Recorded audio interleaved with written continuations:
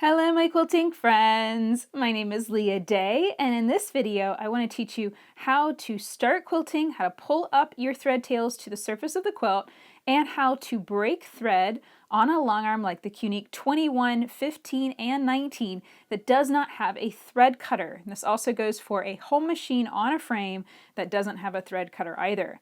All right, so first thing we're going to do is needle down, needle back up. I'm going to pull the long arm away. Now I am just letting this top thread slide through my fingers, but if I grip it and pull on it, you'll see I bring up a loop. That loop is my bobbin thread. So there we go. I have my bobbin thread now on the surface of the quilt, and then I can go back to that spot, needle down, and I usually take about 2 or 3 stitches and not in one place. I'm not just needle up, needle down in one place. I'm kind of pushing the long arm towards the direction I want to stitch in so I don't end up with a glob of thread in that spot. I do not build up thread in place. I'm going to show you how I tie off and bury my thread tails instead. Okay, now I'm going to click on the machine and begin quilting. So whatever design that you're stitching, just going ahead and flow into that. Whatever you want to do, a little bit of stippling here. All right, so I'm going to come back because I want to explain and show you. I like having my needle always in the down position. There we go. And you can see how smooth that start is. You can see that my threads are right here. I took 2 or 3 stitches and they were about the same size as the rest of my stitches thanks to my stitch regulator on this machine. So it's not a noticeable start, meaning you're not going to look at the quilt or rub your finger over the quilt and feel a noticeable knot. You're not going to be able to tell, other than your line ending right there, you're not able to tell that that's where I stopped quilting. All right, so now let's end our thread. So how do we do that? I'm going to needle up. I'm going to push the long arm away. Now, why am I doing that? What that's doing is that's spooling out the bobbin that length so that way I have some slack. Now I'm going to grip the top thread. That's what I've got in my hand right here. I'm going to needle down one more time, needle back up. That brings up a loop. Now, if I just did that right here without pushing the long arm away and coming back, then I wouldn't have this wonderful slack here to work with and be able to grab that and pull on it. So there's a reason why I do every single step here. All right, now I'm going to clip this, making sure to leave nice long thread tail, and I'm going to clip the top thread. So there we go. And you're going to find that you have 3 thread tails here. So that's a little bit confusing. Why do you have 3 thread tails? Well, you've got the bobbin thread that is connected to the end of that line of stitching. You've got your top thread that's connected to the end of that line of stitching. And you've got your bobbin that is still connected to your bobbin case that is actually ready to stitch your next set. And you also have, here you go, you see my top thread, that's the loosey-goosey thread. All right, so how do we get rid of the thread tail we don't need, since obviously we don't want to tie that into a knot with this set right here? I'm going to push the long arm away, and you can see that the bobbin thread that I did not need already got pulled underneath the quilt. It is connected to my bobbin case. Don't need it right here. All I need are these 2 thread tails, which represent the end of that line of quilting, and the 2 thread tails that are the beginning of my line of quilting. That's all I need on the surface right here. All right, so now I'm going to teach you how to tie off and bury your thread tails. I'm going to needle down just so my machine doesn't roll around on me here.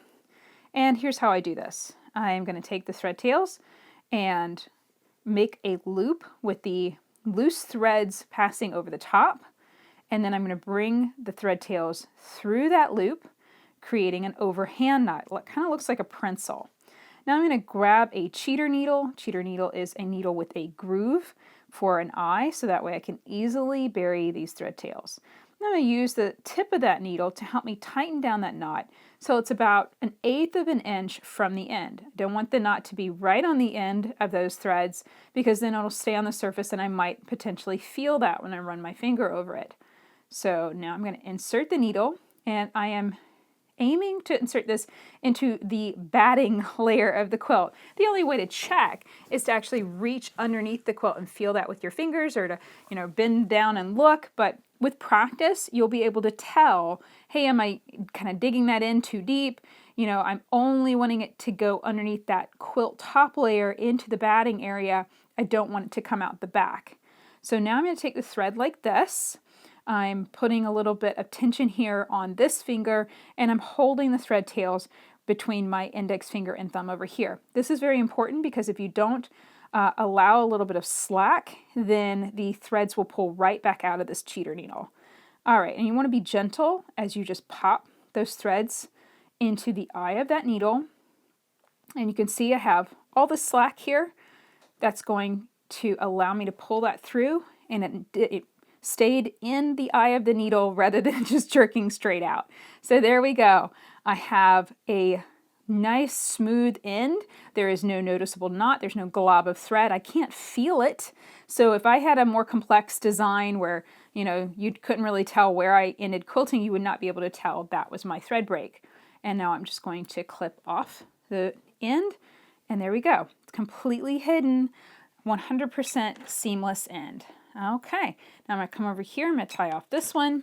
And this is really just one of those things that just takes practice. I've been doing this for years.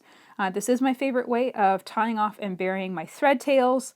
And I do this with gloves on when I'm quilting on my home sewing machine. So it's very easy, very quick. It does not take a lot of time. You basically can turn anything into a habit with practice.